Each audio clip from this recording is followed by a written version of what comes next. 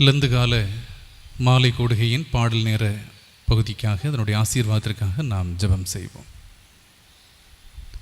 மிகுந்த இரக்கத்தோடும் மனதுருக்கத்தோடும் எங்களை வழிநடத்துகிற நல்ல ஆண்டவரே, பரமபிதாவே, தம்முடைய சொந்த குமாரன் பாராமல் எங்களுடைய மீட்பிற்காக, எங்களுடைய நீத்திய ஜீவனுக்காக அவரை ஈந்தளித்தவரையும் நாங்கள் போற்றுகிறோம், உமக்கு நன்றி சொல்லுகின்றோம். ஆண்டவர் எங்களுக்கு தந்திருக்கிற இந்த நாட்களுக்காக உம்மை நாங்கள் துதிக்கிறோம், ஸ்தோத்திரிக்கிறோம். சிலுவையினுடைய நன்மையை அதிகமாக நாங்கள் எங்கள் வாழ்விலை சொந்தமாக்கி கொள்ளத்தக்கதாக, ஆண்டவராகிய இயேசு கிறிஸ்துவனுடைய பாடுகள் மூலமாக, மரணத்தின் மூலமாக, உயிர்த்தெழுதல் மூலமாக உருவான மீட்பை அதிகமாக நாங்கள் பெற்றுக்கொள்ளத்தக்கதாக ஆண்டவர் இந்த நாட்களிலே எங்களுக்கு துணை புரிய வேண்டும் என்று ஜெபிக்கிறோம். இப்பொழுதும் இந்த நேரத்திலும் உம்முடைய பிரசன்னத்தையும் உம்முடைய மீட்பையும் நாங்கள் உணர்வதற்கு தேவரீர் அருள் புரிவீராக. திருக்கரத்திலே எங்களை தாழ்த்துகிறோம். வந்திருக்கிற ஒவ்வொருடைய உள்ளங்களும் உம்முடைய நாமத்தினால் ஆறுதலை காண்பதற்கு ஆண்டவர் நீர் அருள் புரிய வேண்டும் என்று ஜெபிக்கிறோம். நீர் எங்கள் மத்தியில் இருக்கிறபடினாலுமே நாங்கள் போற்றுகிறோம். கிறிஸ்து மூலம் பிதாவே, ஆமென். அன்பானவர்கள், இந்த மாலை வேளையிலேயும் நம்முடைய கரங்களில் இருக்கிற தபசு கால கீதங்கள் பாடல் நூலிலே வருகின்ற 6வது பாடலை நாம் இணைந்து பாடுவோம். 6வது பாடல், என் மீட்பர் சென்ற பாதையில் நீ போக ஆயத்தமா, கொல்கதா மலை பாதையில் பங்கை பெறுவாயா என்கின்ற பாடல். சிலுவையை நான் விடேன், எந்த சூழலிலும் சிலுவையை நான் ஊக்கமாக பிடித்து கொள்ளுவேன் என்று அறிக்கை செய்வதற்கு நம்மை ஏவுகின்ற பாடல். 6வது பாடல் நாம் எல்லோரும் இணைந்து பாடுவோம்.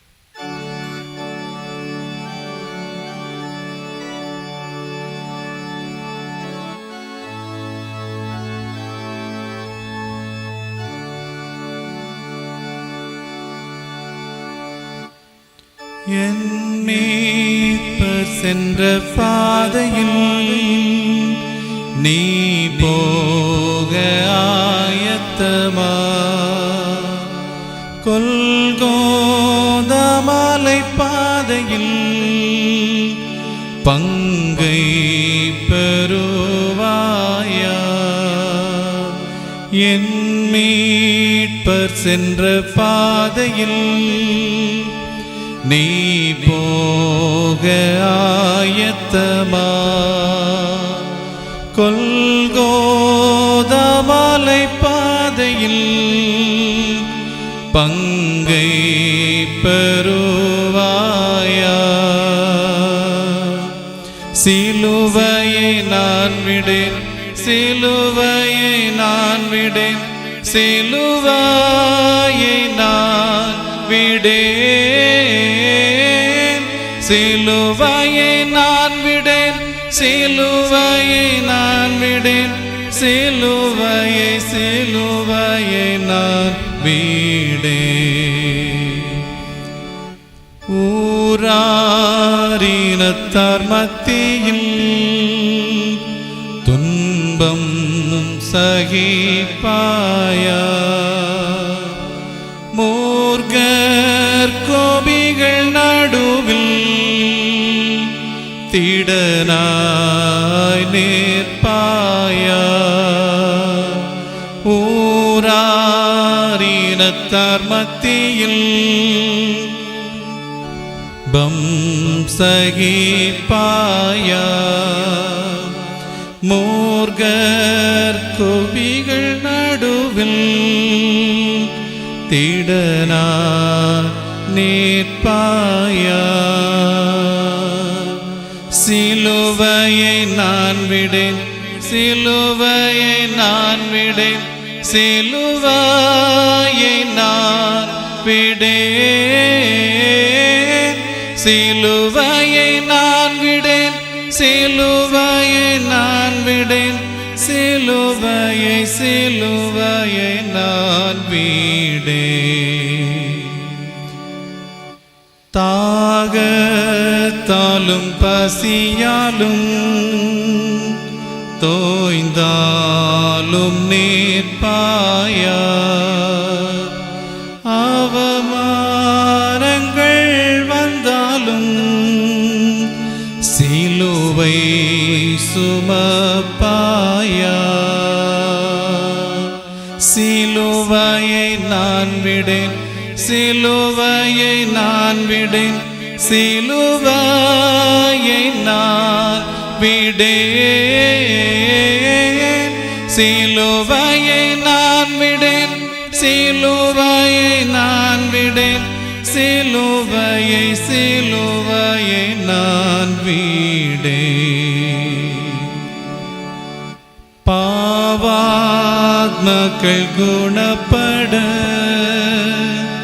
நீ தத்தம் செய்வாயா, கோழை நெஞ்சர் திடப்பட மெய்யுத்தம் செய்வாயா. சிலுவையை நான் விடேன், சிலுவையை நான் விடேன், சிலுவையை நான் விடேன், சிலுவையை நான் விடேன், சிலுவையை நான் விடேன், சிலுவையை சிலுவையை நான் விடேன். லோகத்தர் மாண்டு போகிறார், மெய் வீரரில்லாமல் பார்மீட்பர் ஜீவனை விட்டார். தொங்கி சிலுவையில், சிலுவையை நான் விடேன், சிலுவையை நான் விடேன், சிலுவையை நான் விடேன், சிலுவையை நான் விடேன், சிலுவையை நான் விடேன், சிலுவையை சிலுவையை நான் விடேன். தொடர்ந்து நாம் 8வது பாடலை இணைந்து பாடுவோம். 8வது பாடல், குருசினில் தொங்கிய குருதியும் வடிய கொல்கதா மலைதனிலே நம் குருவேசு சுவாமி கொடும் துயர் பாவி கொள்ளாய் கண்கொண்டு சிரசினில் முள்முடி உருத்திட அறைந்தே சிலுவையில் சேர்த்தையோ தீயர் திருக்கரங்கள் கால்களில் ஆணிகள் அடித்தார் சேனை திரள் சூழ என்கின்ற பாடல் 8வது பாடல். நாம் எல்லோரும் இணைந்து பாடுவோம்.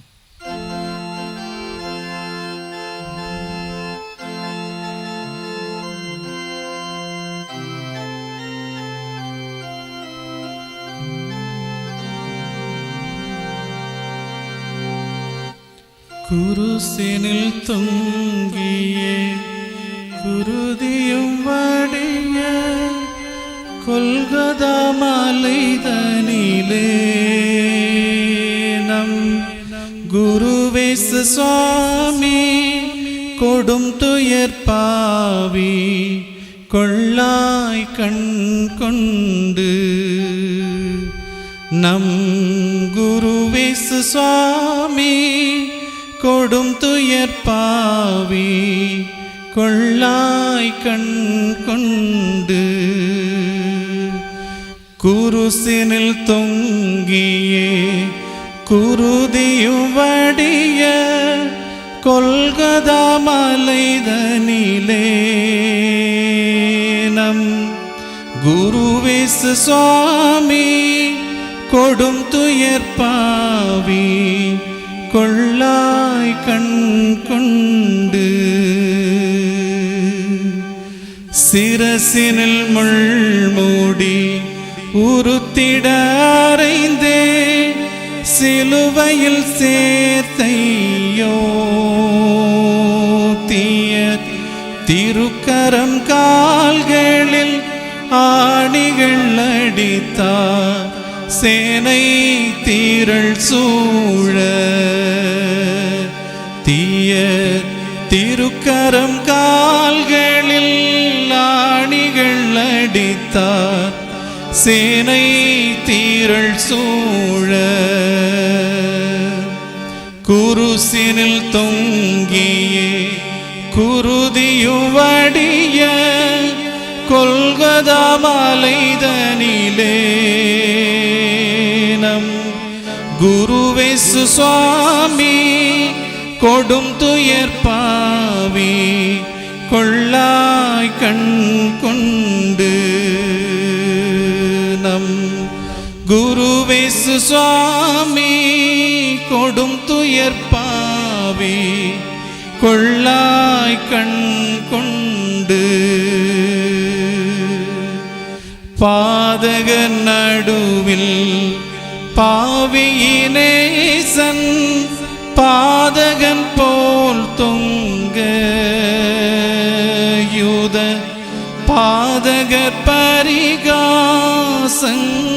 பண்ணி படுத்திய கொடுமைதனை யூத பாதகர் பரிகாசங்கள் பண்ணி படுத்திய கொடுமைதனை குருசினில் தொங்கியே குருதியும் வடிய கொல்கதா மலைதனிலே நம் குருவேசு சுவாமி கொடும் துயர் பாவி கொள்ளாய் கண் கொண்டு நம் குருவேசு சுவாமி கொடும் துயர் பாவி கொள்ளாய் கண் கொண்டு சந்திர சூரிய சகலவான் சேனைகள் சகியாமல் நாடுதையோ தேவ சுந்தரமைந்த உயிர் விடும் காட்சியால் துடிக்கானெஞ்சுண்டோ தேவ சுந்தரமைந்த உயிர் விடும் காட்சியால் துடிக்கானெஞ்சுண்டோ குருசினில் தொங்கியே குருதியும் வடிய கொல்கதா மாலைதனிலே நம் குருவேசு சுவாமி கொடும் துயர் பாவி கொள்ளாய் கண் கொண்டு நம் குருவேசு சுவாமி கொடும் துயர் பாவி கொள்ளாய் கண் கொண்டு ஈட்டியால் சேவகன் எட்டியே கூத்த இறைவன் விலாவதிலே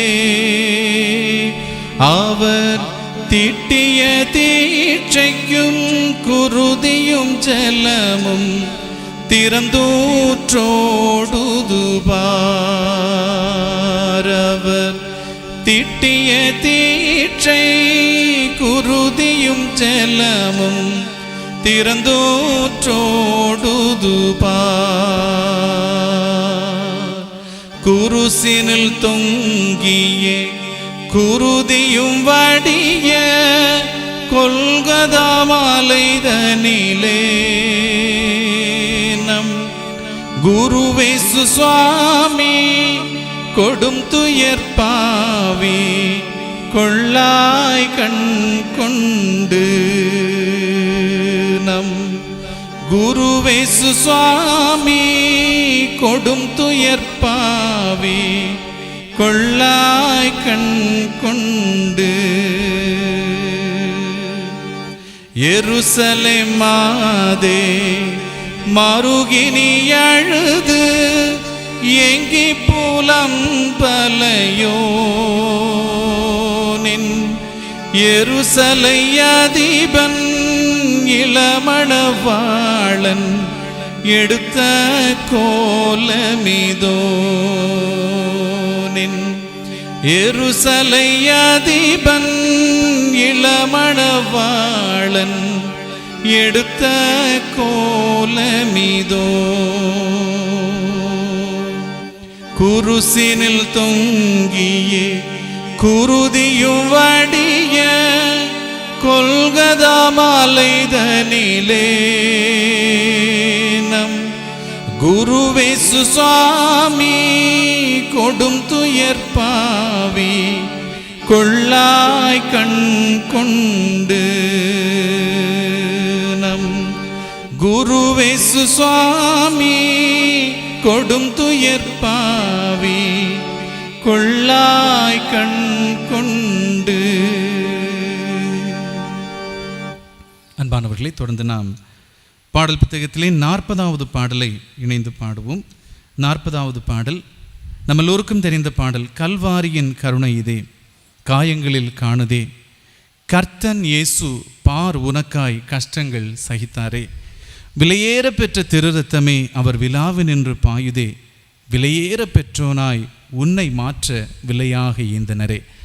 விலையேற பெற்றவர்களாக நம்மை மாற்றுவதற்கு ஆண்டவர் தம்மை விலையாக ஈந்தார். அழகிய எல்லோருக்கும் தெரிந்த பாடல். நாம் இணைந்து பாடுவோம் 40வது பாடல்.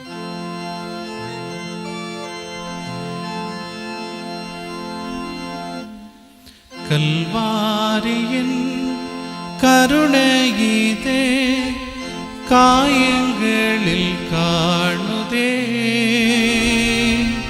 கர்த்தன் இயேசு பாருனக்கா கஷ்டங்கள் சகித்தாரே, கர்த்தன் இயேசு பாருனக்கா கஷ்டங்கள் சகித்தாரே, விலையேற பெற்ற திருரத்தமே அவர் விழாவி நின்று பாயுதே, விலையேற பெற்றோனாய் உன்னை மாற்ற விலையாக ஈந்தனரே, விலையேற பெற்றோனாய் உன்னை மாற்ற விலையாக ஈந்தனரே. பொன் வெள்ளியோ மண்ணின் வாழ்வோ இவ்வன்பு கிணையாகுமோ, அன்னையிலோ அன்பு வைத்தே தம் ஜீவனை ஈந்தாரே, அன்னையிலோ அன்பு வைத்தே தம் ஜீவனை ஈந்தாரே, விலையேற பெற்ற திருரத்தமே அவர் விழாவி நின்று பாயுதே, விலையேற பெற்றோனாய் உன்னை மாற்ற விலையாக ஈந்தனரே, விலையேற பெற்றோனாய் உன்னை மாற்ற விலையாக ஈந்தனரே. சிந்தையிலே பாரங்களும் நிந்தைகள் ஏற்றவரா தொங்குகிறார் பாதகன் போல் மங்கா வாழ்வழிக்கவே, தொங்குகின்றார் பாதகன் போல் மங்கா வாழ்வழிக்கவே, விலையேற பெற்ற திருரத்தமே அவர் விழாவி நின்று பாயுதே, விலையேற பெற்றோனாய் உன்னை மாற்ற விலையாக ஈந்தனரே, விலையேற பெற்றோனாய் உன்னை மாற்ற விலையாக ஈந்தனரே. எந்தனுக்காய் கல்வாரியில் இந்த பாடுகள் பட்டி தந்தையேவோ அன்பிதையே சிந்தித்தே சேவை செய்தே, தந்தையேவோ அன்பிதையே சிந்தித்தே சேவை செய்தே, விலையேற பெற்ற திருரத்தமே அவர் விழாவி நின்று பாயோ பெற்றோனாய் உன்னை மாற்ற விலையாக ஈந்தனரே. விலையேற பெற்றோனாய் உன்னை மாற்ற விலையாக ஈந்தனரே. மனுஷனை நீ நினைக்கவும் அவனை விசாரிக்கவும் மண்ணிலவரம் மாத்திரம் மன்னவாவும் தயவே. மண்ணிலவரம் மாத்திரம் மன்னவாவும் தயவே. விலையேற பெற்ற திருரத்தமே அவர் விழாவினின்று பாயுதே. விலையேற பெற்றோனாய் உன்னை மாற்ற விலையாக ஈந்தனரே. விலையேற பெற்றோனாய் உன்னை மாற்ற விலையாக ஈந்தனரே. அன்பானவர்களை, தொடர்ந்து நாம் 41வது பாடலை பாடுவோம். 41. கருணை பிதாவே கல்வாரி அன்பே, உம்மை அல்லாமல் எனக்கு யாரும் இல்லை. கிருபை தாருமே கிருபாநிதியே, அன்பின் வடிவே, ஏழைக்கு இறங்கிடும் ஏசையா. கருணை பிதாவே கல்வாரி அன்பே, உம்மை அல்லாமல் எனக்கு யாரும் இல்லை. எல்லோரும் இணைந்து பாடுவோம். 41வது பாடல். கருணை பிதாவே கல்வாரி அன்பே, உம்மை எல்லாம் எனக்காருமில்லை. உம்மை எல்லாம் எனக்காருமில்லை. கருணை பிதாவே கல்வாரி அன்பே, உம்மை எல்லாம் எனக்காருமில்லை. உம்மை எல்லாம் எனக்காருமில்லை.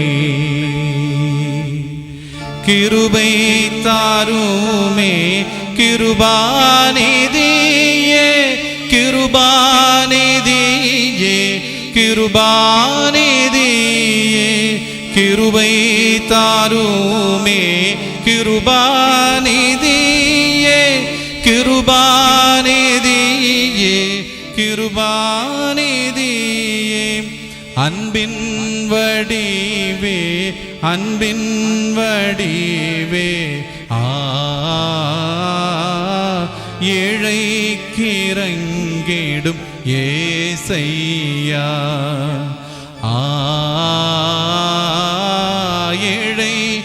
ஏழைக்கிறங்கிடும் ஏசையா. கருணை பிதாவே கல்வாரி அன்பே, உம்மை எல்லாம் எனக்காருமில்லை. உம்மை எல்லாம் எனக்காருமில்லை. தேவனின் சித்தம் செய்திட செய்யும், செய்திட செய்யும், செய்திட செய்யும். தேவனின் சித்தம் செய்திட செய்யும், செய்திட செய்யும், செய்திட செய்யும்.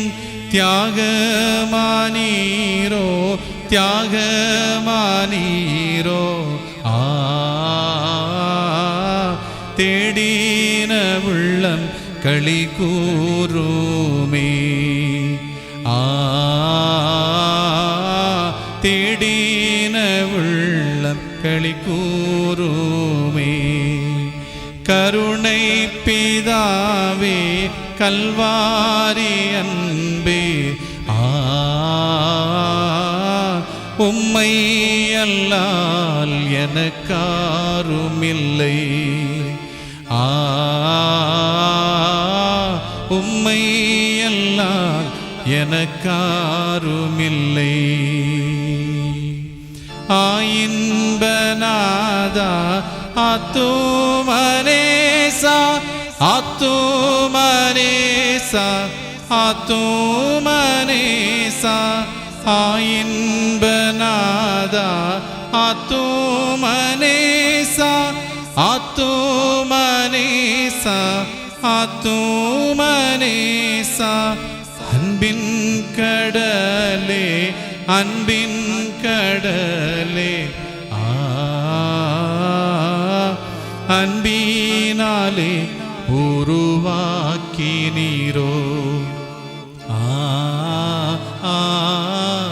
அன்பினாலே உருவாக்கினீரோ. கருணை பிதாவே கல்வாரி அன்பே. உம்மை அல்லால் எனக்காருமில்லை. உம்மை அல்லால் எனக்காருமில்லை. கஷ்டங்கள் விலக கை கொடுத்தாரே கை கொடுத்தாரே கை கொடுத்தாரே. கஷ்டங்கள் விலக கை கொடுத்தாரே கை கொடுத்தாரே கை கொடுத்தாரே. நேசர் முகம் காண நேசர் முகம் காண தேம்பிடுதே ஆசை என் உள்ளிலே. தேம்பிடுதே ஆசை என் உள்ளிலே. கருணை பிதாவே கல்வாரி அன்பே. உம்மை அல்லால் எனக்காருமில்லை. உம்மை அல்லால் எனக்காருமில்லை. ஜெபிப்போம். அன்பு நிறைந்த நல்ல ஆண்டவரே, ஆசீர்வதிக்கப்பட்ட அந்தி பொழுது வேளைக்காக உமக்கு நாங்கள் நன்றி சொல்லுகிறோம். எங்களுக்காய் கல்வாரி சிலுவையில் திருமைந்தன் இயேசுநாதரை தந்தீர். அவர் பாடுகளை பட்டு சிலுவையில் அறையப்பட்டு வேதனை அடைந்து மரித்து அடக்கம் பண்ணப்பட்டு உயிர்த்தெழுந்து எங்களுக்கு மீட்பை தந்திருக்கிறார். மீட்பை பெற்ற மக்களாக உலகத்திலே வாழுகின்ற ஒரு பாக்கியத்தை எங்களுக்கு தந்திருக்கிறீர். இந்த வருடமும் இந்த லந்து காலத்தில் உம்முடைய பரிசுத்த சமூகத்தில் நாங்கள் கடந்து வந்து உம்மை பாடவும் உம்முடைய வார்த்தைகளை தியானிக்கவும் எங்களை சீர்தூக்கி பார்த்து எங்களுடைய வாழ்க்கையை ஆண்டவருக்கு அர்ப்பணிக்கவும் ஆண்டவர் அருள் கூர்ந்திருக்கிறீர் சுவாமி. இந்த நாளின் மாலை தொழுகையையும் கர்த்தர் எங்களுக்கு ஆசீர்வை தர வேண்டும் என்று ஜெபிக்கின்றோம். எங்களிலே ஒன்றுமில்லை, ஆண்டவர்தான் எல்லாவற்றுக்கும் எல்லாமானவர். இந்த உணர்வோடு இந்த பரிசுத்த ஆலயத்தில் நாங்கள் உம்மை தொழுது கொள்ள தூயாதி தூயவர் எங்களுக்கு அருள் செய்ய வேண்டும் என்று ஜெபிக்கின்றோம். ஆண்டவருடைய ஆலயத்தில் ஆண்டவர் தங்கியிருக்கிறார், ஆண்டவர் வாசம் பண்ணுகின்றார். அவர் ஜீவிக்கிறவராக எங்களோடு கூட இருந்து எங்களை கவனிக்கிறார் என்ற உணர்வோடு பயபக்தியாய் இந்த தொழுகையிலே நாங்கள் பங்கேற்கும்படியாய் ஆண்டவர் கிருபை செய்வீராக. தொழுகையிலே கூடி வந்திருக்கிறதான ஒவ்வொருவரையும் கர்த்தர் ஆசீர்வதிக்க வேண்டும் என்று ஜெபிக்கிறோம். நன்மைகளால் முடிசூட்டும், உம்முடைய நாமம் மட்டும் மகிமைப்படட்டும். இயேசுவின் நாமத்தில் வேண்டுகிறோம், ஜெபம் ஏற்றுக்கொள்ளும் எங்கள் நல்ல பிதாவே, ஆமீன். இறை நாம மகிமைக்காக நாம் எழுந்து 118வது ஞான பாடலை பாடுவோம். ஞான பாடல் 118. இரட்சகரான இயேசுவே, எங்களை மீட்க நீர் சுகந்த பலியாகவே ஜீவனை கொடுத்தீர் என்ற பாடல்.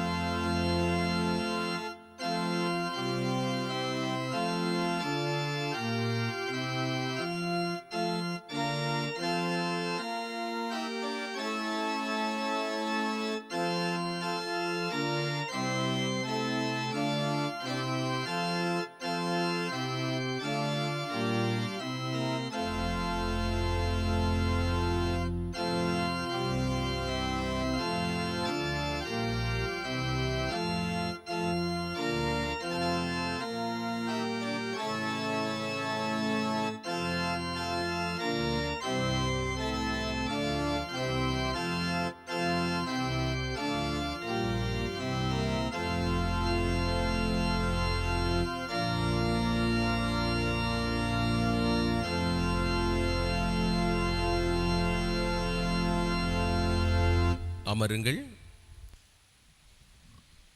இந்த நாளின் தியானத்திற்காக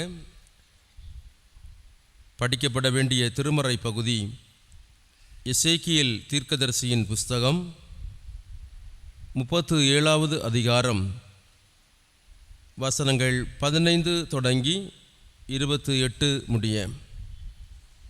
எசேக்கியேல் 37ஆம் அதிகாரம் வசனங்கள் 15 முதல். பின்னும் கர்த்தருடைய வார்த்தை எனக்கு உண்டாகி, அவர், மனுப்புத்திரனே, நீ ஒரு கோலை எடுத்து அதிலே யூதாவுக்கும் அதை சேர்ந்த இஸ்ரவேல் புத்திரருக்கும் அடுத்தது என்று எழுதி, பின்பு வேறொரு கோலை எடுத்து அதிலே எப்ராயிமுக்கும் அதை சேர்ந்த இஸ்ரவேல் வம்சத்தார் அனைவருக்கும் அடுத்த யோசேப்பின் கோல் என்று எழுதி, அவைகளை ஒரே கோலாகும்படி ஒன்றோடொன்று இசையச் செய். அவைகள் உன் கையில் ஒன்றாகும். இவைகளின் பொருள் இன்னதென்று எங்களுக்கு அறிவிக்க மாட்டீரோ என்று உன் ஜனத்தின் புத்திரர் உன்னிடத்தில் கேட்டால், நீ அவர்களை நோக்கி, கர்த்தராகிய ஆண்டவர் உரைக்கிறது என்னவென்றால், இதோ எப்ராயிமுக்கும் அதை சேர்ந்த இஸ்ரவேல் கோத்திரங்களுக்கும் அடுத்த யோசேப்பின் கோலை எடுத்து அதை யூதாவின் கோலோடு சேர்த்து அவைகளை ஒரே கோலாக்குவேன். அவைகள் என் கையில் ஒன்றாகும் என்கிறார் என்று சொல்லும்போது, நீ எழுதின கோல்கள் அவருடைய கண்களுக்கு முன்பாக உன் கையில் இருக்க வேண்டும். நீ அவர்களை நோக்கி, கர்த்தராகிய ஆண்டவர் உரைக்கிறது என்னவென்றால், இதோ நான் இஸ்ரவேல் வம்சத்தாரை அவர்கள் போயிருக்கும் ஜாதிகளிலிருந்து அழைத்து சுற்றிலும் இருந்து அவர்களை சேர்த்து அவர்கள் சுய தேசத்திலே வரப்பண்ணி அவர்களை இஸ்ரவேலின் மலைகளாகிய தேசத்திலே ஒரே ஜாதியாக்குவேன். ஒரே ராஜா அவர்கள் எல்லாருக்கும் ராஜாவாக இருப்பார். அவர்கள் இனி 2 ஜாதிகளாக இருப்பதில்லை. அவர்கள் இனி 2 ராஜ்யங்களாக பிரிவதும் இல்லை. அவர்கள் இனி தங்கள் நரகலான விக்கிரகங்களினாலும் தங்கள் அருவருப்புகளினாலும் தங்களுடைய சகல மீறல்களினாலும் தங்களை தீட்டுப்படுத்துவதும் இல்லை. அவர்கள் குடியிருந்து பாவம் செய்த எல்லா இடங்களிலிருந்தும் நான் அவர்களை நீங்களாக்கி ரட்சித்து அவர்களை சுத்தம் பண்ணுவேன். அப்பொழுது அவர்கள் என் ஜனமாயிருப்பார்கள், நான் அவர்கள் தேவனாயிருப்பேன். என் தாசனாகிய தாவீது என்பவர் அவர்கள் மேல் ராஜாவாக இருப்பார். அவர்கள் எல்லாருக்கும் ஒரே மேய்ப்பர் இருப்பார். அப்பொழுது அவர்கள் என் நியாயங்களில் நடந்து என் கட்டளைகளை கைக்கொண்டு அவைகளின்படியே செய்து, நான் என் தாசனாகிய யாக்கோபுக்கு கொடுத்ததும் உங்கள் பிதாக்கள் குடியிருந்ததுமான தேசத்திலே குடியிருப்பார்கள். அவர்களும் அவர்கள் பிள்ளைகளும் அவருடைய பிள்ளைகளின் பிள்ளைகளும் அதிலே என்றென்றைக்கும் குடியிருப்பார்கள். என் தாசனாகிய தாவீது என்பவர் என்றென்றைக்கும் அவர்களுக்கு அதிபதியாயிருப்பார். நான் அவர்களோடு சமாதான உடன்படிக்கை செய்வேன், அது அவர்களுக்கு நித்திய உடன்படிக்கையாயிருக்கும். நான் அவர்களை நிலைப்படுத்தி அவர்களை வர்த்திக்க பண்ணி அவர்கள் நடுவிலே என் பரிசுத்த ஸ்தலத்தை என்றென்றைக்கும் ஸ்தாபிப்பேன். என் வாசஸ்தலம் அவர்களிடத்தில் இருக்கும். நான் அவர்கள் தேவனாயிருப்பேன், அவர்கள் என் ஜனமாயிருப்பார்கள்.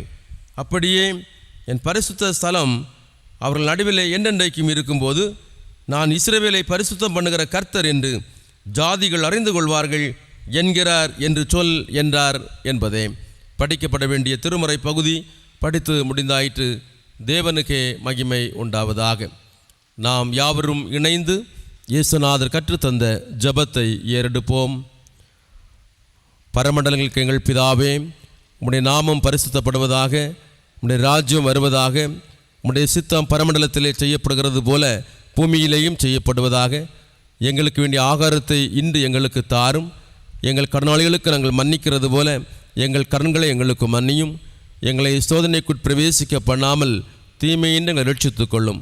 ராஜ்யமும் வல்லமையும் மகிமையும் என்றென்றைக்கும் உம்முடையவைகளே. ஆமென்.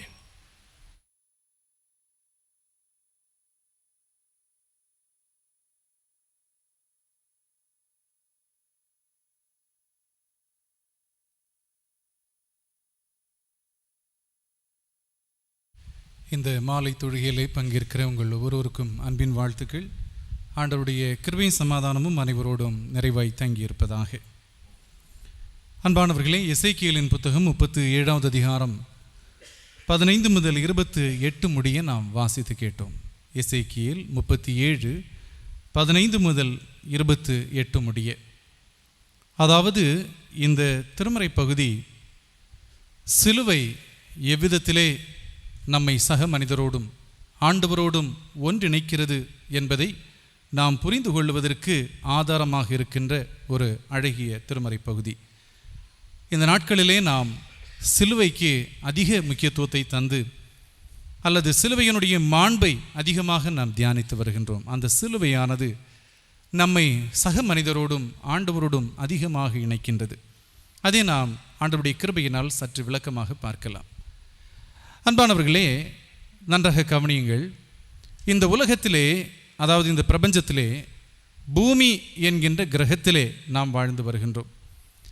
இந்த கிரகம் இயங்குவதற்கு மிக முக்கியமான ஒரு காரணியாக இருப்பது சூரியன் என்கின்ற உண்மையை நாம் அறிவோம். சூரியனால் நமக்கு உணவு தருகின்ற அல்லது நாம் உண்பதற்கென்று உணவுகளை சேகரிக்கின்ற மரங்கள், செடி கொடிகள், புல் பூண்டுகள் வளருவதற்கு காரணமாக இருக்கின்றது.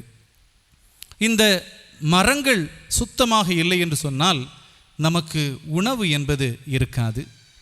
கூடவே உயிர் வாழ்வதற்கு நாம் சுவாசிக்கின்ற உயிர் காற்று, ஆக்சிஜன் நமக்கு கிடைக்காது. அப்படி இந்த மரங்கள் வளருவதற்கும் அது நிலைத்திருப்பதற்கும் சூரியன் ஒரு காரணமாக இருக்கின்றது. மட்டுமல்ல, விஞ்ஞானிகள் சொல்லுகின்ற ஒன்று, சூரியன் இல்லை என்று சொன்னால் இந்த எர்த் என்கின்ற இந்த பிளானட், இந்த கிரகம் ஃப்ரீஸ் ஆகிருக்கும் என்று, இது ஒரு உறைந்த கட்டியாக மாறிவிடும். சூரியனுடைய வெப்பம் இல்லாத நிலையிலே இந்த பூமி உறைந்து விடும் என்று விஞ்ஞானிகள் சொல்லுகின்றார்கள். அந்த அளவுக்கு சூரியன் நாம் இயங்குவதற்கு காரணியாக இருக்கின்றது. ஆண்டவராகிய இயேசு கிறிஸ்து, அந்த நீதியின் சூரியன், சிலுவை என்கின்ற மரத்திலே தொங்கினார். அந்த சிலுவை என்கின்ற மரத்திலே நீதியின் சூரியனானவர் தொங்கவே சிலுவை மரம் நமக்கு வாழ்வு தருகின்ற ஒன்றாய் மாறிற்று. நாம் அறிவோம், ரோம இராணுவம் அநேகருக்கு தண்டனையை கொடுப்பதற்கு பயன்படுத்திய ஒரு ஆயுதம்தான் சிலுவை. மரங்களை துண்டாக இணைத்து சிலுவையை பயன்படுத்தி அநேகரை கொன்றார்கள். குற்றங்களை புரிந்தோருக்கு தண்டனை தந்து தண்டனைகளை, கொலை குற்றங்களை அவர்கள் நிறைவேற்றினார்கள். அதாவது கொலை தண்டனைகளை அவர்கள் நிறைவேற்றினார்கள். அப்படி அந்த ஆண்டவராகிய இயேசு கிறிஸ்து என்கின்ற நீதியின் சூரியன் அந்த சிலுவை மரத்திலே தொங்கிவிடவே அந்த சிலுவை மரம் நமக்கு வாழ்வு தருகின்ற ஒன்றாயிற்று. எவ்விதத்திலே சிலுவை என்கின்ற மரம் அல்லது இயேசு கிறிஸ்துவனுடைய பாடு மரணம் நமக்கு வாழ்வினை தருகின்றது, நமக்கு ஜீவனை தருகின்றது. அதை நாம் இந்த திருமறை பகுதியினுடைய அடிப்படையிலே நாம் சற்று விளக்கமாக பார்க்கலாம். 22வது வசனத்தை நான் வாசிக்கிறேன், கவனிங்கள். 22வது வசனம்: அவர்களை இஸ்ரவேலின் மலைகளாகிய தேசத்திலே ஒரு ஜாதியாக்குவேன், ஒரே ராஜா அவர்கள் எல்லாருக்கும் ராஜாவாக இருப்பார். அவர்கள் இனி 2 ஜாதிகளாக இருப்பதில்லை, அவர்கள் இனி 2 ராஜ்யங்களாக பிரிவதுமில்லை. முதற் பகுதி: அவர்களை இஸ்ரவேலின் மலைகளாகிய தேசத்திலே ஒரே ஜாதியாக்குவேன் என்று ஆண்டவர் இந்த இடத்திலே சொல்கிறார். ஒரே ஜனமாக்குவேன், ஒரே ஜனமாக்குவேன். அதாவது இஸ்ரவேல் மக்கள் எகிப்திலிருந்து அழைத்து வரப்பட்டு இஸ்ரவேலிலே தங்க வைக்கப்படுகின்றார்கள். நியாயாதிபதிகள் அவர்களை ஆட்சி புரிந்தார்கள். முதலாவது மன்னன் சவுல், அவரை தொடர்ந்து தாவீதினுடைய அரசு உருவாகவே இந்த இஸ்ரவேல் மக்கள் ஒன்றிணைந்து அமைதியாக மகிழ்ச்சியாக வாழ்வதற்கென்று அவர்களுடைய வாழ்க்கையை ஆரம்பித்தார்கள். ஒன்றிணைந்த இந்த இஸ்ரேல் நாடு சாலோமோனுடைய காலத்திலே இன்னும் வளர்ச்சி பெற்று இன்னும் சிறப்பாக உலக அரங்கிலே சிறப்பாய் விளங்கிற்று இந்த இஸ்ரவேல் நாடு. சாலோமோன் மரித்து போகவே இந்த இஸ்ரவேல் நாடு 2ஆக பிளவுற்றது. இந்த சாலோமோனுடைய மகன் ரெகோபெயாம் என்கின்ற நபருடைய கீழாக யூதா கோத்திரத்தார் வருகின்றார்கள். அது ஒரு தனி நாடு, எருசலேமை மையமாக கொண்டு. யெரொபெயாம் என்பவருடைய தலைமையிலே சமாரியாவை தலைமையிடமாக கொண்டு மற்ற 10 கோத்திரங்களும் ஒன்றிணைகிறார்கள். எப்ராஹிம் கோத்திரம் இவர்களோடு வரவில்லை. ஏற்கனவே அவர்கள் யோர்தான் நதி கரையிலே அவர்கள் தங்க ஆரம்பித்திருந்தார்கள் என்பதை நாம் யாத்திரையாகமம், லேவியராக வந்த ஆகமங்களிலே நாம் அறிவோம். அப்படி யூதா கோத்திரம் தனி நாடானது. இஸ்ரவேல் என்கின்ற மற்ற 10 கோத்திரங்களும் தனி நாடாக இயங்கிற்று. இப்படி 2 நாடுகளாக பிரிந்து நிற்கவே இந்த நாடுகளுக்கு எதிராக போர் புரிந்தவர்களுக்கு இவர்களை மேற்கொள்வதற்கு அது எளிதாயிற்று.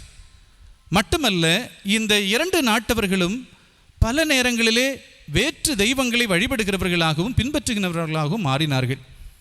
இந்த இருதரப்பினருக்குள்ளதாகவும் யூதேயா மக்களுக்குள்ளதாகவும் இஸ்ரவேல் மக்களுக்குள்ளதாகவும் கூட போர்கள் மூண்டதுண்டு, சண்டைகள் ஏற்பட்டது உண்டு.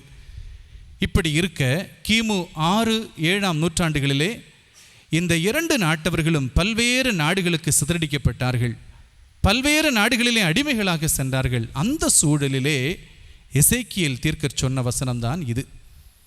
வெவ்வேறு நாடுகளிலே சிதறடிக்கப்பட்டிருக்கின்ற இந்த 2 நாட்டவர்களும் 2 என்னுடைய ஜனங்களும் அவர்கள் திரும்பி வந்ததற்கு பின்பு இஸ்ரவேல் என்கின்ற ஒரே ஜனமாயிருப்பார்கள், ஒரே ஜனமாக இருப்பார்கள். யூதேயா இஸ்ரேல் என்று பிரிந்து நிற்காமல் இஸ்ரவேல் என்று சொல்லி ஒரு நாடாக ஒன்றிணைந்து ஒரு ஜனமாக இருப்பார்கள் என்று எசேக்கியேல் இந்த வசனத்தின் மூலமாக சொல்லுகிறார். அன்பானவர்களே, இந்த உலகத்திலே நாம் தற்காலத்திலே பார்க்கும் பொழுது இன்றைக்கும் உலகம் பல நிலைகளிலே பிரிந்து நிற்பதை நமக்கு பார்க்க முடியும். அமெரிக்கா, ஆப்பிரிக்கா முதலான நாடுகளை பார்க்கும் பொழுது கருப்பினத்தவர், வெள்ளை இனத்தவர்கள். இன்னும் நம்முடைய இந்திய நாட்டை பார்க்கும் பொழுது ஜாதிய பாகுபாடுகள், உயர்ந்த ஜாதி, தாழ்ந்த ஜாதி என்றெல்லாம் பல நிலைகளிலே ஜாதிய வேற்றுமைகளை நமக்கு பார்க்க முடியும்.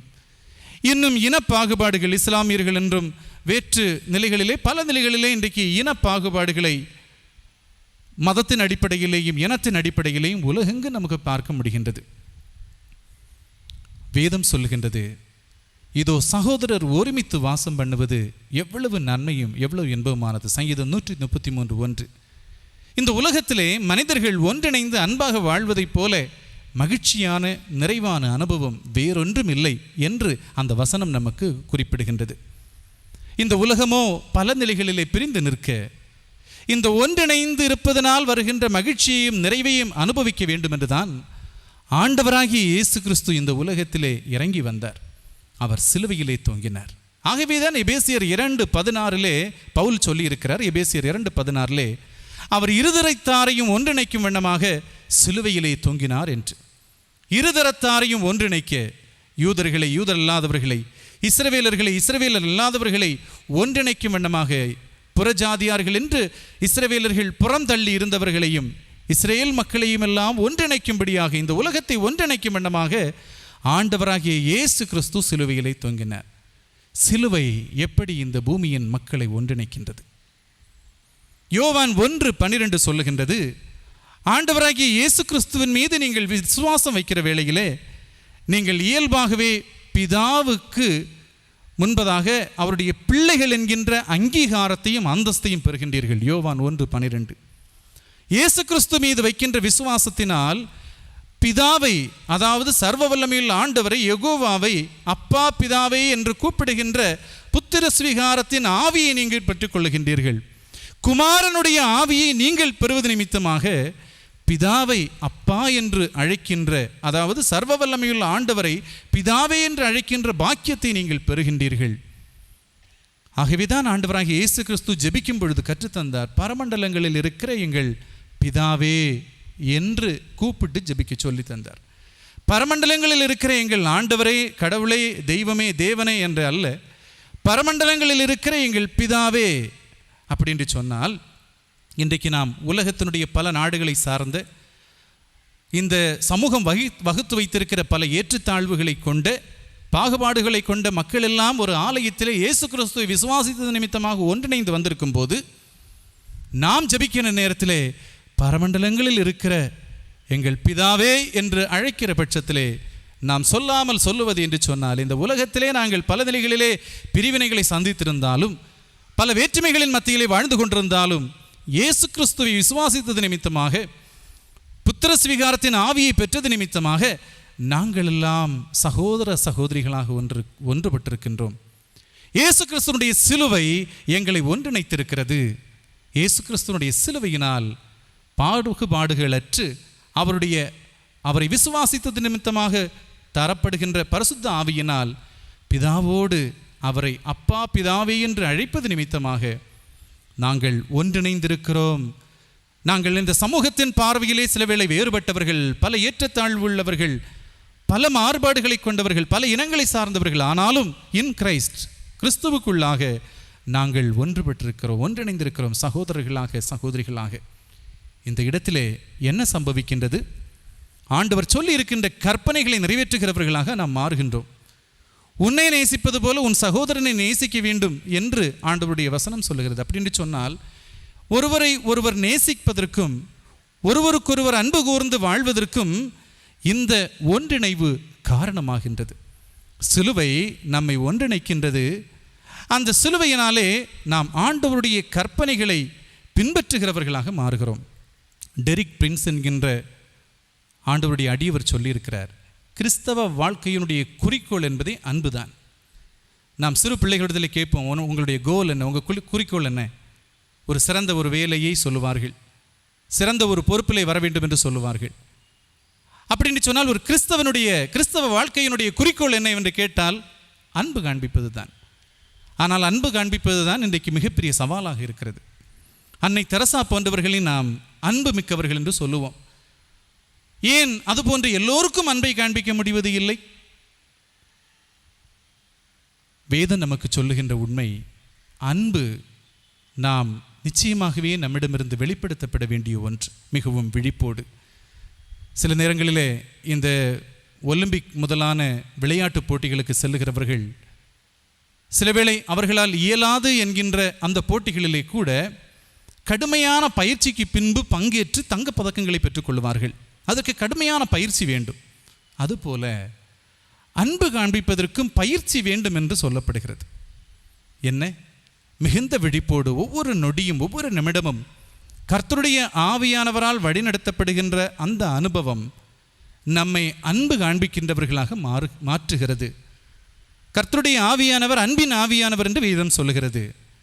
நாம் பயிற்சி செய்கிற பட்சத்திலே நாம் கருத்தாக இவரை பார்க்கும் பொழுது, இந்த இடத்துக்கு செல்லும் பொழுது இவர்களோடு, இந்த நபர்களோடு நான் அன்பாக இருக்க வேண்டும் என்கின்ற அந்த பயிற்சி பை பிராக்டிஸ் நிச்சயமாகவே ஆண்டவருடைய கற்பனைகளை பின்பற்றுகிறவர்களாக நமக்கு மாற முடியும். ஆண்டவருடைய சிலுவை இந்த பூமியினுடைய வேறுபட்டவர்களையும் பாகுபாடு மிக்கவர்களையும் ஒன்றிணைக்கின்றது, அன்பு மிக்கவர்களாய் மாற்றுகின்றது. ஒரு மன்னர் ஒருவர் காணப்பட்டாராம்.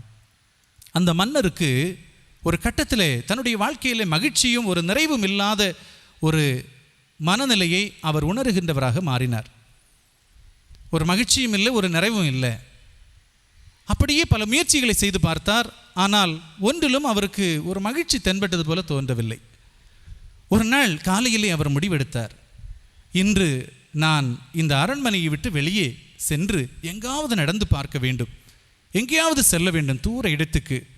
நான் எதிர்பார்க்கின்ற மகிழ்ச்சியும் ஒரு மனநிறைவையும் பெறுவேனா என்று எனக்கு தேடி பார்க்க வேண்டும் என்று சொல்லி ஒரு பொட்டலம் உணவோடு நடக்க ஆரம்பித்தார். மன்னர் அரண்மனையிலே மிகுந்த சுகபோகங்களோடு அல்லது செல்வ செழிப்பாக எந்த குறையுமின்றி வெயில் படாமல் வாழ்ந்தவர். இப்பொழுது அவர் வெயில் மத்தியிலே நடந்து செல்லுகின்றார், கையிலே உணவு பொட்டலம். அந்த உணவு பொட்டலத்தோடு நீண்ட தூரம் நடக்கின்றார். மத்தியானம் வருகின்றது, நல்ல பசி. அரண்மனையிலே இருக்கிற வேளையிலே இடையிடையே அவருக்கு உணவும் நீர் ஆகாரங்களும் எல்லாம் அவருக்கு கிடைக்கும். ஆனால் இங்கு அதற்கு வாய்ப்பு இல்லை. மத்தியான வேளையிலே ஒரு மரத்தின் அடியிலே சென்று அமர்ந்தார். அமர்ந்துவிட்டு தன் உணவு பொட்டலத்தை திறந்து உணவு உண்ண வேண்டும் என்று சொல்லி அதை திறக்கவே மூச்சிறைக்க ஒரு நாய் ஒன்று ஓடி வந்தது. ஓடி தன் அருகிலே வந்து அந்த உணவையே பார்த்து கொண்டு நின்றது. இவருக்கு புரிந்தது, தன்னை போல அந்த நாயும் பசியோடு இருக்கிறது என்று. ஒரு மன்னன் அல்லவா, முதல் முறையாக தனக்கு அருகாமையிலே ஒரு விலங்கினம் பசியோடு நிற்பதை பார்த்தவர் தான் எவ்வளவு பசியில் இருந்தாலும் அந்த உணவு பட்டலத்தை அப்படியே அந்த நாய்க்கு வைத்து கொடுத்தார். மிக வேகமாக அந்த நாய் அந்த உணவை உண்டது. உண்டுவிட்டு இவருடைய முகத்தை பார்த்தது. அந்த நாய் பார்க்கும் பொழுது இவருடைய மனதிலே ஒரு மகிழ்ச்சியும் ஒரு நிறைவும் இவரிலே வெளிப்பட்டது. அப்பொழுது அவர் உணர்ந்தார், நாம் ஒருவருக்கு உதவி செய்யும் பொழுது அவரிலிருந்து வெளிப்படுகின்ற, நாம் ஒருவரிடம் அன்பு காண்பிக்கும் பொழுது அவரிடமிருந்து வெளிப்படுகின்ற அந்த ஒரு உணர்வினாலே தான் நமக்கு மகிழ்ச்சியும் நிறைவும் வருகிறது என்று. அன்பானவர்களே, இந்த உலக வாழ்க்கையிலே பல நேரங்களிலே நாம் மகிழ்ச்சிக்காக ஒரு மன நிறைவுக்காக பல தேட்டங்களிலே ஈடுபட்டிருக்கின்றோம். ஆண்டவருடைய கற்பனைகளாய் நாம் கை கொள்ளும் பொழுது, அன்பை நாம் வெளிப்படுத்தும் பொழுது மன நிறைவும் மகிழ்ச்சியும் நம்மிலே நிரம்புகிறது. ஆகவே தான் சொல்லுவார்கள், love leads to righteousness, righteousness leads to blessings. அன்பு நீதிக்கு நேராக நம்மை வழிநடத்துகின்றது, நீதி ஆசீர்வாதங்களுக்கு நேராக நம்மை வழிநடத்துகிறது. அப்படின்னு சொன்னால் சிலுவை பரலோகத்தின் ஆசீர்வாதங்களை நம்முடைய வாழ்க்கையிலே கொண்டு வருகிறது. அவருடைய கற்பனைகளை நாம் கை கொள்வதற்கு நம்மை ஒன்றிணைப்பது நிமித்தமாக.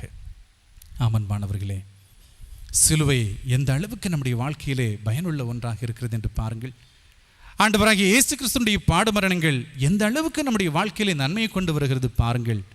இன்னும் அந்த சிலுவையின் நிழலிலே நாம் தங்கி வாழ்வதற்கு நம்மை அர்ப்பணிக்க வேண்டும். ஆண்டவரை பார்த்து நாம் ஜெபிக்க வேண்டும். ஆண்டவரே, இன்னும் உம்முடைய சிலுவை நிழல் என் தஞ்சமாக வேண்டும். இன்னும் உம்மிலே நான் வைக்க வேண்டிய விசுவாசத்திலே நான் பெருக வேண்டும். அப்படி பிதாவின் ஆவியை நான் இன்னும் பெற்றுக்கொள்ள வேண்டும். இன்னும் ஒருவருக்கொருவர் சகோதர சகோதரிகளாக அவர்களோடு காண்பிக்கின்ற அன்பு நிமித்தமாக உம் கற்பனைகளை கைகொள்ளுகின்ற நிலைமையிலே உமது ஆசீர்வாதங்களை பெற்றுக்கொள்ளுகின்ற நபராக நான் இன்னும் மாற வேண்டும் ஆண்டவரே என்று அவருடைய கரங்களிலே நம்மை அர்ப்பணிக்கிற பட்சத்திலே ஆண்டவரும் அந்த சிலுவையினால் நமக்கு வாழ்வினை தருவார். தொடர்ந்து நாம் 27வது வசனத்திலே பார்ப்போம். 27வது வசனம், என் வாசஸ்தலம் அவர்களிடத்தில் இருக்கும், நான் அவர்களுக்கு தேவனாயிருப்பேன், அவர்கள் என் ஜனமாயிருப்பார்கள். 22வது வசனம் சொன்னது, சிலுவையினாலே நாம் ஒரே ஜனமாக இருப்போம், நாம் ஒருவருக்கொருவர் இணைந்து ஒரே ஜனமாக இருப்போம். இந்த இடத்திலே சிலுவை என் ஜனமென்று ஆண்டவர் சொல்லுகிற நிலையிலே ஆண்டவருடைய ஜனங்களாக நம்மை மாற்றுகின்றது. என் ஜனமாக இருப்பார்கள், என் ஜனமாக இருப்பார்கள். அன்பானவர்களே, இது மிக முக்கியமான ஒரு அனுபவம். என் ஜனமாக இருப்பார்கள் என்று ஆண்டவர் எந்த நிலையிலே சொல்லுகிறார் என்று சொன்னால் 26வது வசனத்திலே அவர் சொல்லியிருக்கிறார். 26லே, நான் அவர்களோட சமாதான உடன்படிக்கை செய்வேன், அது அவர்களுக்கு நித்திய உடன்படிக்கையாக இருக்கும். நான் அவர்களை நிலைப்படுத்தி அவர்களை வர்த்திக்க பண்ணி அவர்கள் நடுவிலே என் பரிசுத்த ஸ்தலத்தை என்றென்றைக்கும் ஸ்தாபிப்பேன். தொடர்ந்து 25வது வசனத்திலே, நான் என் தாசனாகிய யாக்கோபுக்கு கொடுத்ததும் உங்கள் பிதாக்கள் குடியிருந்ததுமான தேசத்திலே குடியிருப்பார்கள், அவர்களும் அவர்களுடைய பிள்ளைகளும் அவர்களுடைய பிள்ளைகளின் பிள்ளைகளும் அதிலே என்றென்றைக்கும் குடியிருப்பார்கள். என் தாசனாகிய தாவீது என்பவர் என்றென்றைக்கும் அவர்களுக்கு அதிபதியாயிருப்பார். தாவீது என்பவர் என்றென்றைக்கும் அவர்களுக்கு அதிபதியாயிருப்பார், என் ஜனமாயிருப்பார்கள். தாவீது என்பவர் அவர்களுக்கு அதிபதியாயிருப்பார். அப்பொழுது அந்த ஜனம் என் ஜனமாக இருப்பார்கள். தாவீது என்கின்ற மன்னனை குறித்து நான் குறிப்பிட்டேன். இஸ்ரவேல் மக்களுடைய ஒரு கோல்டன் பீரியட் என்று சொல்லுவதே தாவீது மன்னனுடைய காலம்தான். அண்டை நாட்டவருடைய படையெடுப்புகள் எல்லாம் சற்று குறைந்து அவர்கள் உலக அரங்கிலே அந்தஸ்தோடு ஒரு வாழ்ந்த காலம், ஒரு பொற்காலம் அவர்களுடைய காலம், தாவீதினுடைய காலம். மட்டுமல்ல, நீதி மிக விளங்கிய காலம். தாவீதினுடைக்கு முன்பதாக எந்த ஒரு நீதி விசாரணை வந்தாலும் அவர் மிகுந்த நீதியின்படியே தீர்ப்பு வழங்கினார் என்று சொல்லப்படுகிறது. அப்படி தாவீது அந்த நாட்களிலே மிக பிரபலமான ஒரு ஜனாதிபதியாக அல்லது ஒரு அதிபதியாக, ஒரு மாமன்னராக விளங்கினார். ஏசாயா, எரேமியா, எசேக்கியேல் முதலான எல்லா தீர்க்க தரிசன நூல்களிலும் நமக்கு வரப்போகிற மேசியா தாவீது என்கின்ற ஒரு அடையாளத்தோடு தான் சொல்லப்பட்டிருக்கிறார். இவ்விடத்திலேயும் கூட தாவீது என்பவர் ஜனங்களுக்கு அதிபதியாக இருப்பார் என்று சொல்லப்பட்டிருக்கிறது.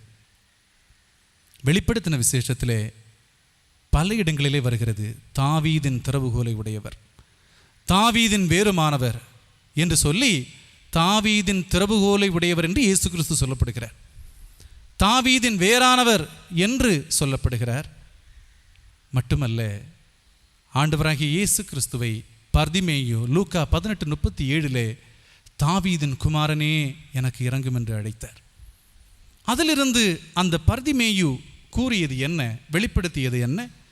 ஆண்டவரே, நீர்தான் தேவகுமாரன், நீர்தான் இந்த உலகத்திலே வரப்போகிற மேசியா, நீர்தான் வரப்போகின்ற தாவீது என்கின்ற மாபெரும் அதிபர், எங்களையெல்லாம் ஆண்டவரோடு ஒன்றிணைப்பவர் என்று சொல்லி அதை அறிக்கை செய்த பட்சத்திலே நான் உனக்கு என்ன செய்ய வேண்டும் என்றிருக்கிறாய் என்று கேட்டு அந்த பர்திமேயுவுக்கு பார்வையை தந்தார்.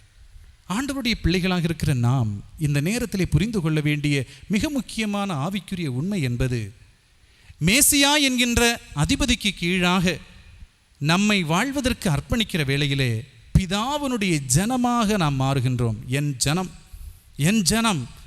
நாம் பல இடங்களில் யாத்திரையாகமத்திலிருந்தே பார்க்க முடியும். இஸ்ரவேல் மக்களை குறித்து ஆண்டவர் சொல்லும் பொழுது என் ஜனம், என் ஜனம். லேவியராகமத்திலே சொல்லப்பட்டிருக்கிறது, என் ஜனங்கள் மத்தியிலே நான் உலாவுவேன். எரேமியா சொல்லுகிறார், என் ஜனத்தை நான் கைவிடாமல் இருப்பேன். எசேக்கியேல் சொல்லியிருக்கிறார், என் ஜனத்தினுடைய கல்லான இருதயத்தை மாற்றி சதையான இருதயத்தை வைத்து என் நியாயப்பிரமாணத்தை அவர்களிலே எழுதுவேன். என் ஜனம். ஆண்டவருடைய ஜனம் என்கின்ற அங்கீகாரத்திற்குள்ளதாக நாம் வரும்பொழுது அவர் நம்மத்தியிலே உலாவுகிறவராக, நம்மை கைவிடாதவராக, நம்முடைய இருதயங்களிலே தம்முடைய வார்த்தைகளை பதிக்கிறவராக, எல்லாவற்றுக்கும் மேலாக இந்த 27வது வசனத்தில் அவர் சொல்கிறார், என் வாசஸ்தலம் அவர்களிடத்தில் இருக்கும், நான் அவர்கள் தேவனாயிருப்பேன். என் வாசஸ்தலம் என்று சொல்லும் பொழுது வெளிப்படுத்தின விசேஷத்தின் கடைசி பகுதியிலே வருகிறது, புதிய எருசலேமை நான் கண்டேன். அந்த புதிய எருசலேமிலே மேசியா தாவீதின் திறவுகோலை உடையவர், அவர் ஆட்சி செய்தார். அவரோடு நித்தியமாக வாழுகின்ற பாக்கியத்தை பரிசுத்தவான்கள் பெறுவார்கள் என்று அந்த புதிய வாசஸ்தலம், புதிய எருசலேமை குறித்து யோவான் மிக அழகாக சொல்லியிருக்கிறார். ஆண்டவருடைய பிள்ளைகள், ஆண்டவருடைய பிள்ளைகளாக இருக்கிற நாம் என் ஜனம் என்கின்ற ஆண்டவருடைய ஜனம் என்கின்ற அங்கீகாரத்தை பெறும் பொழுது அந்த வாசஸ்தலத்திலே, புதிய எருசலேமாகிய வாசஸ்தலத்திலே தங்குகின்ற அனுமதியை பெறுகின்றோம். அவர் நமக்கு அதிபதியாக இருப்பார். அவர்கள் என் வாசஸ்தலத்திலே தங்கியிருப்பார்கள், நான் அவர்களுக்கு அதிபதியாக இருப்பேன், அவர்கள் என் ஜனங்களாக இருப்பார்கள். ஆண்டவருடைய பிள்ளைகளாக இருக்கிற நாம் சாதாரணமானவர்கள் அல்ல.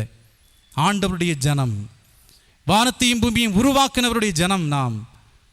அவர் நம்மை கைவிடாமல் வழிநடத்தும் வண்ணமாக வாக்கு பண்ணி இருக்கிறார். அவர் நம்மத்தியிலே உலாவுகிறவராக இருக்கிறார். நம்முடைய உள்ளங்களிலே தம்முடைய வார்த்தைகளை பதிக்கிறவராக இருக்கிறார். நித்தியமாக அவருடைய வாசஸ்தலத்திலே நம்மை தங்க பண்ணுகிறவராக இருக்கிறார். ஹட்சன் டெய்லர் என்கின்ற இங்கிலாந்தை சார்ந்த மிஷனரி சீனாவுக்கு ஊழியத்துக்கு சென்றார். அவர் அங்கு ஊழியத்துக்கு சென்று தான் தங்கும் வண்ணமாக பல இடங்களை தேடினார். அன்றைக்கு பிரிட்டிஷ் காலனி அந்த படைக்கும், காலனி கம்பெனிக்கும்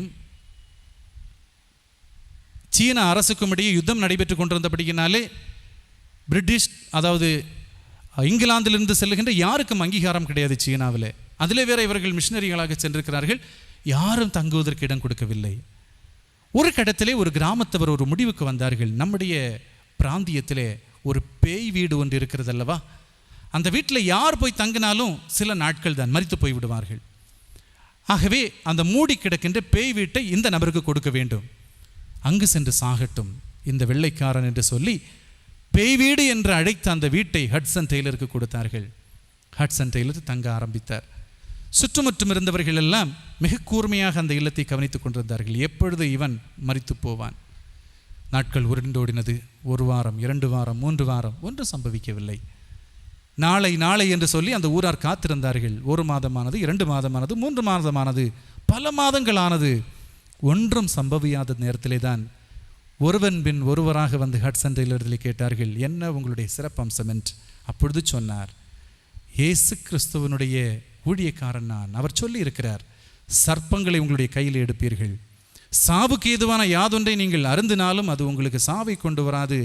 நான் ஆண்டவருடைய ஜனத்திற்கு உட்பட்டவன், நான் ஆண்டவருடைய பிள்ளை, தீமை என்னை அணுகாது, தீயவனுக்கு என்னை மேற்கொள்ள முடியாது என்று சொன்னாராம். அன்பானவர்களே, சிலுவை ஆண்டவருடைய ஜனங்களாக நம்மை மாற்றிற்று.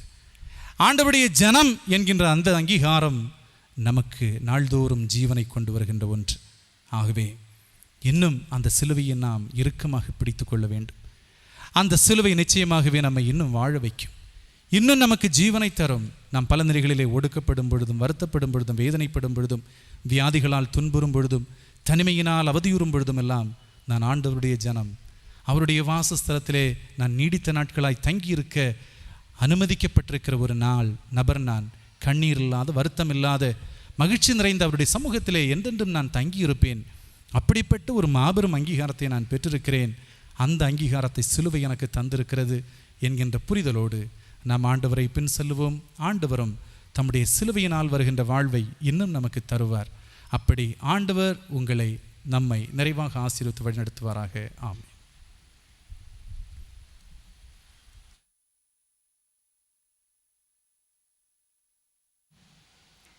நாம் எழுந்து 333வது கீர்த்தனை பாடலை பாடுவோம். கீதம் 333, வாருமே வழி காட்டுமே, இயேசுவாரியன் என் கலை ஓட்டுமே என்ற பாடல்.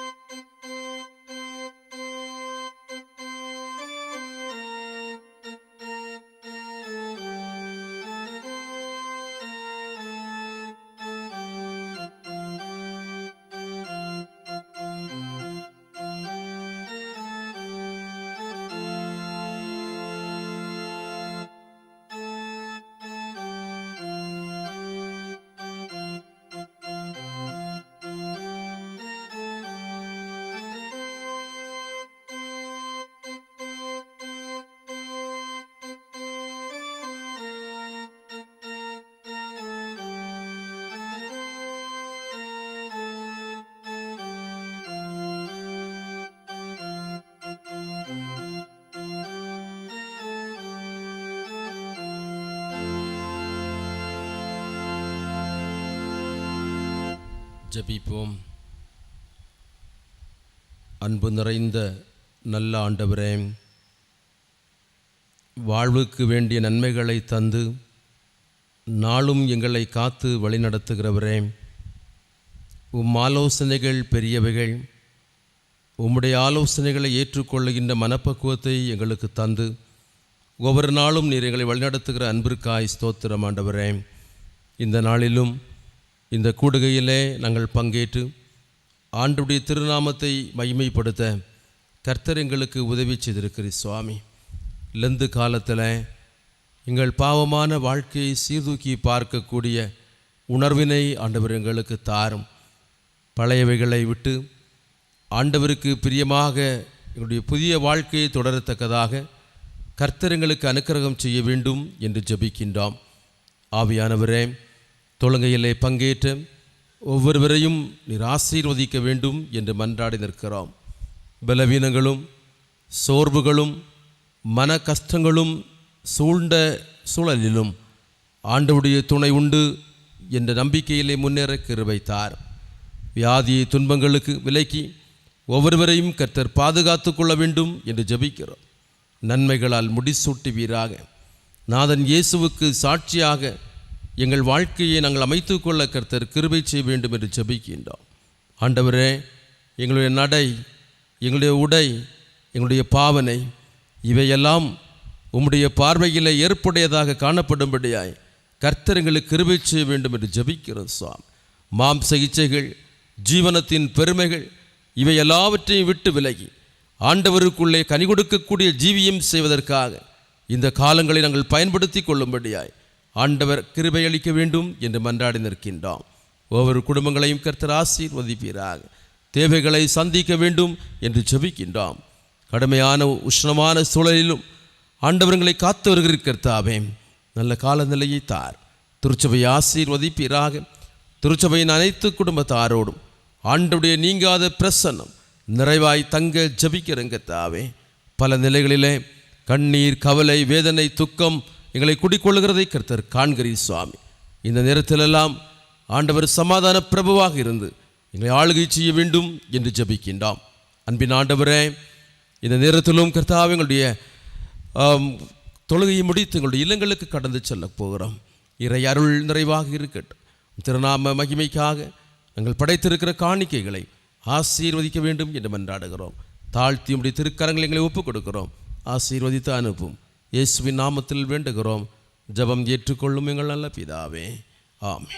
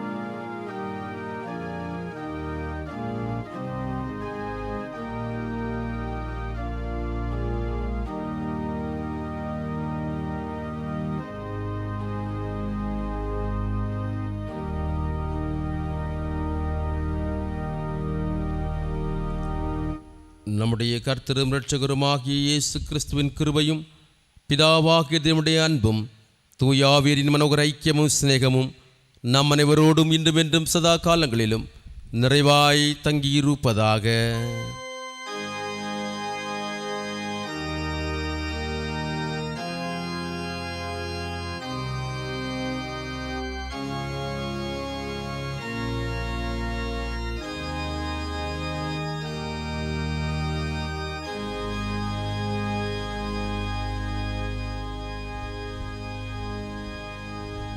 ஆண்டவர் உங்களோடு இருப்பாராக.